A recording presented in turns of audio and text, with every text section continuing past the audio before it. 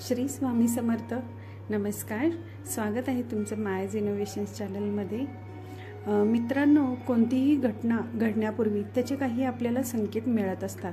ते कोणाला ज्ञात होतात, कोणाला नाही कळत. मग स्वामी समर्थ आपल्याला कुठल्या कुठल्या मार्गातून ते संकेत दाखवून देतात ते आज आपण पाहूयात. सकाळी जेव्हा आपण झोपेतून जागे होतो आणि आरशासमोर जाऊन आपला चेहरा पाहतो, अशा वेळी जर आपला चेहरा अतिशय तेजल व प्रतिभावंत दिसत असेल तर असे समजायचे की आपला चांगला काळ जवळ आलेला आहे. याचा अर्थ असा की आपण जर कोणतेही कार्य हाती घेतले तर ते कार्य यशस्वी होणार आहे. जर आपले डोळे फडफड करत असतील तर ते शुभ तसेच वाईट संकेत मानले जातात.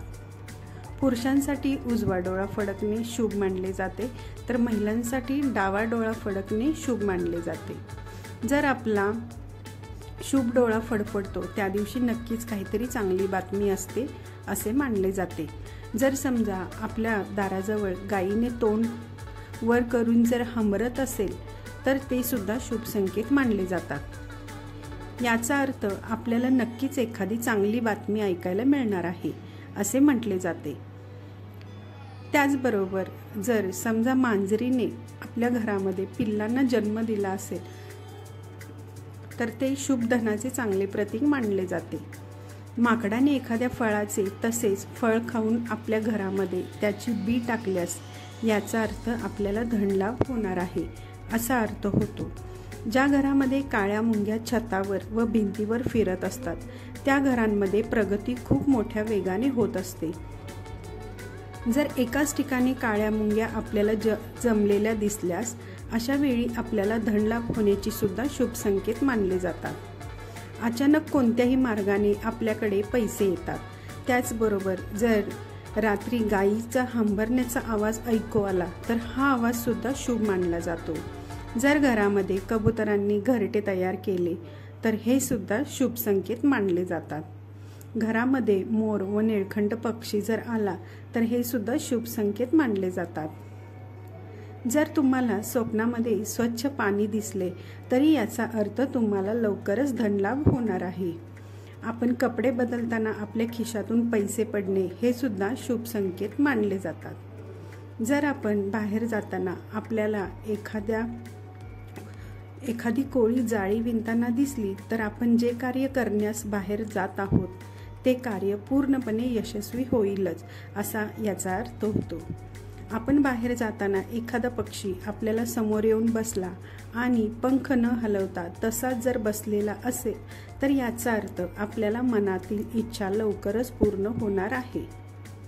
जर समजा आपण मुलाखतीसाठी जात असू आणि अशा वेळी जर आपल्याला गाय व नारळ दिसले तर ही नोकरी आपल्यासाठीच आहे असं समजावं असा याचा अर्थ होतो. या नोकरीमध्ये आपल्याला खूप यश प्राप्त होते.